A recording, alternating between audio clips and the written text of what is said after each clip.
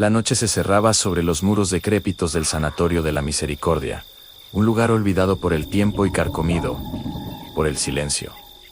Decidimos entrar. La exploración urbana, nocturna, tiene un magnetismo particular, una promesa de desvelar secretos que solo la oscuridad protege. Sabíamos que este edificio arrastraba un pasado oscuro, historias de sufrimiento y desesperación que parecían haberse impregnado en el yeso, desconchado y en el aire viciado que respirábamos. No buscábamos fantasmas, sino la huella tangible de la historia, el eco de las vidas que se extinguieron entre estas paredes. Nuestro equipo era mínimo en 2 cámaras, algunas linternas y una grabadora de audio de alta sensibilidad. La idea era simple: documentar el estado del lugar y, quizá, capturar algo de la atmósfera opresiva que las leyendas locales le atribuían. Comenzamos la grabación de audio paranormal casi por inercia, un protocolo en este tipo de incursiones, aunque nunca habíamos registrado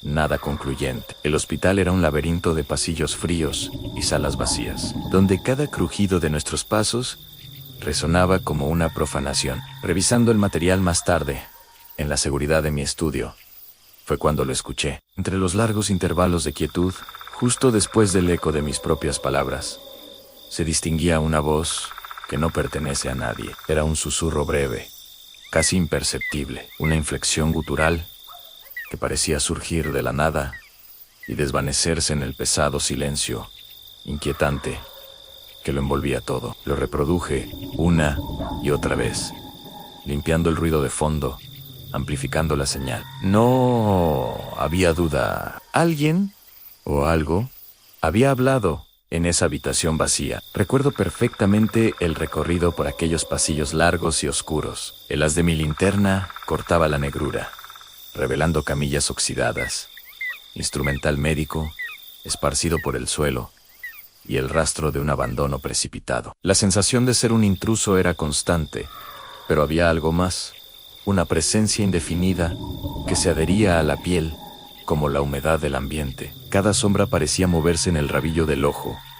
Cada corriente de aire helado sonaba como una exhalación contenida. La arquitectura del lugar, con sus interminables corredores y puertas entreabiertas, parecía diseñada para desorientar y atrapar. En el ala de cirugía, al final de un pasillo cubierto de escombros, encontramos una habitación que parecía intacta, casi preservada. En su interior, apoyado contra la pared, había un espejo antiguo cubierto de polvo. Su marco de madera tallada estaba agrietado y la superficie de plata había comenzado a oscurecerse por los bordes. Era una pieza extraña, en un entorno de decadencia funcional. Me acerqué, limpiando una pequeña sección con la manga de mi chaqueta. La curiosidad siempre ha sido mi mayor debilidad. Observé mi propia imagen, distorsionada por las imperfecciones del viejo cristal. Levanté una mano para ajustar la cámara que llevaba en el pecho, y fue entonces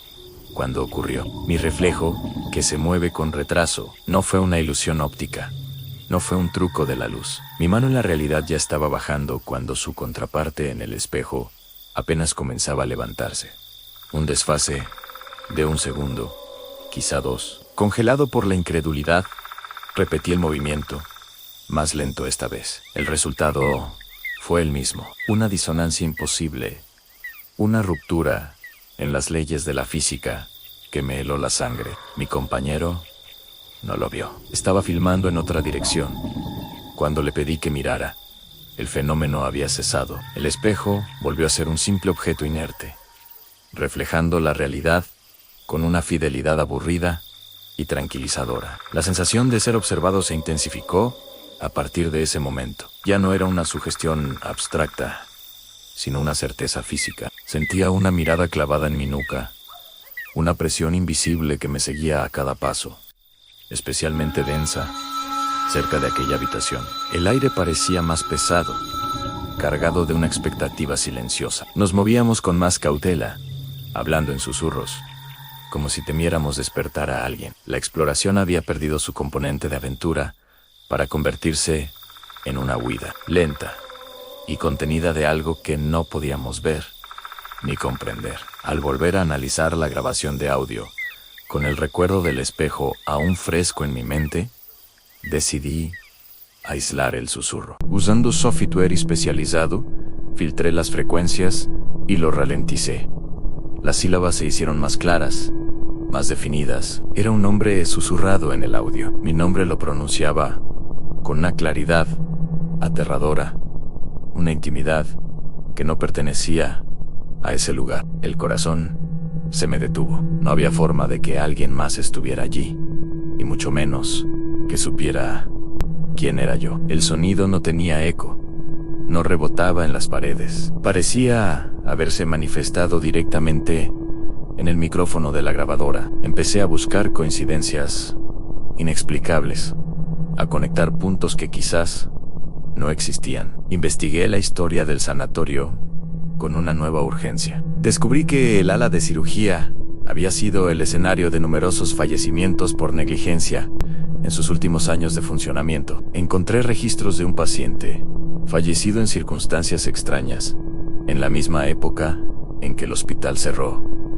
que compartía mi apellido, no mi nombre, pero sí el apellido. Pudo ser una casualidad, un simple dato en una larga lista de tragedias, pero en la oscuridad de mi mente se convirtió en una pieza más de un rompecabezas aterrador. El espejo, el susurro, el apellido, hilos de una red invisible que me atrapaba. La tensión psicológica se volvió insostenible. El miedo creciente no era un salto repentino o a una aparición monstruosa, sino a la erosión de la propia cordura. Era el miedo a lo desconocido, a la posibilidad de que existan reglas que no comprendemos y que, sin saberlo, habíamos infringido. Cada noche, al cerrar los ojos, veía el reflejo desfasado en el espejo. Cada silencio en mi casa parecía a punto de romperse por aquel susurro. El miedo se había convertido en un compañero constante, un eco de la experiencia que se negaba a desaparecer.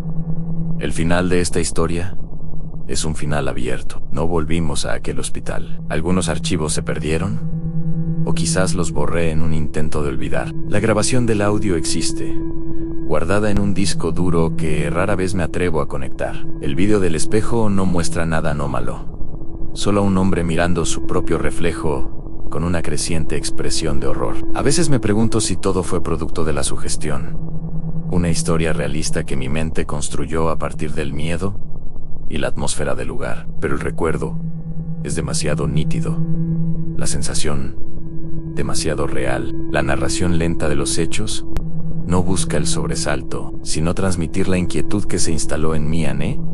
Este misterio sin resolver es una herida abierta en mi percepción de la realidad. No hay explicación, no hay conclusión, solo queda el recuerdo de una noche en un hospital abandonado, un susurro con mi nombre y un reflejo que se negó a obedecer las leyes del mundo que creía conocer. Y la pregunta que aún resuena en el silencio: ¿qué fue lo que vimos realmente en la oscuridad?